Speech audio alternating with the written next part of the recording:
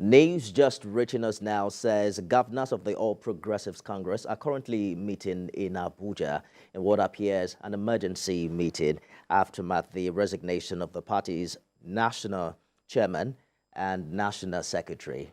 A reporter captured the arrival of some of the governors, including the governor of Yobe State, the governor of Lagos, Ogun, Katsina, Kaduna, Niger, amongst others. Habida Lawal is standing by at the Imo State Governor's Lodge where the meeting is taking place. Habida, how many of the governors are there and why has this meeting been called? Well, Mifemi, we can count about 11 governors that are present as at this time, and the meeting entered into a closed door about an hour ago. And of course, it will be unconnected to the recent resignation of former party chairman Abdullah Adamu and the national secretary Iyola Omishuri. You would note that before now, sometimes last year, there were lots of candidates that were open for these chairmanship positions. And of course, the governor's top on the agenda at this meeting will be to replace that position and the national secretary position, respectively. The National Caucus and NEC meeting of the APC was rescheduled for earlier this week. Do we expect to hear the latest as regards this after this meeting?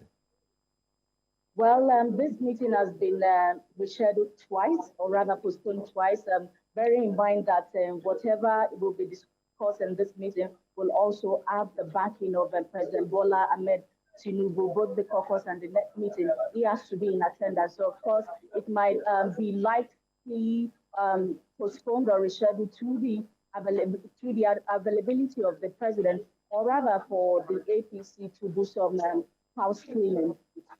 11 out of 20, does that form quorum for the APC governors, Abida?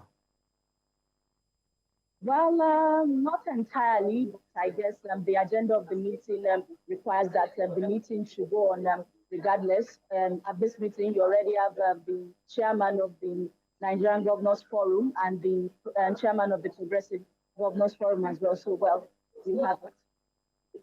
How soon do you expect to be able to interact with some of them, to find out details of what was discussed? Well, in an hour or so, they should be coming out to tell us what was discussed at the meeting. And of course, issues relating to the party in general will be discussed, I'm sure. Habida Lawal live for us at the Imo State Governor's Lodge in Abuja, where 11 APC governors are meeting, probably to decide who the next chairman of the party would be. Good to see you, Habida. It's going to be a long night for you. All right, let's turn now to some other stories. Nigerians are really talking about the increase in the price of petrol. We're turning attention to Lagos, where the price of premium motor spirit, also known as petrol, has increased for the second time in less than 2 months. This has raised the cost of living and transportation in many cities in the country, making it difficult for citizens to commute for their daily life. Oluwapopola went round Lagos to see how the new increase in the pump price is affecting residents. The ever-busy Lagos city is now quite scanty and looking a shadow of itself. The increase in the pump price of petrol has forced many motorists to opt for public transportation rather than use their private cars. In January this year, petrol was sold at about 195 naira per litre until President Tinubu announced the removal of fuel subsidy on the 29th of May, and it rose to about 495 naira per litre.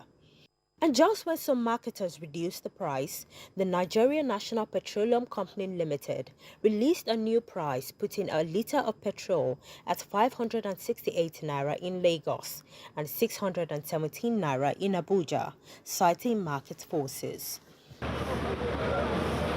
The streets are full of mixed reactions as the increase in the price of fuel has affected the cost of transportation, food items, among many other things. Now, though President Bola Tinubu has assured Nigerians to be patient that the decision to remove fuel subsidy would soon pay off, it still remains tough for many Nigerians to handle.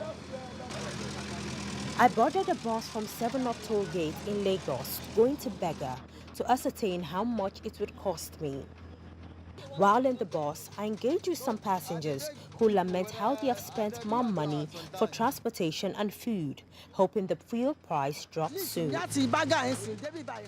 From Bega to Tollgate, I used to pay 100 naira, but now it is 300 naira to go and 300 naira to come. I am just coming from Bariga and I was charged 500 naira to Bega, which used to be 200 naira before. Before na 150, 200, now in the carrier. Now we talk say na 500 one carry. This one, before I buy am 150, 200. Now I buy am 600. The driver is not left out as he says what he makes on daily basis is mostly spent on buying petrol.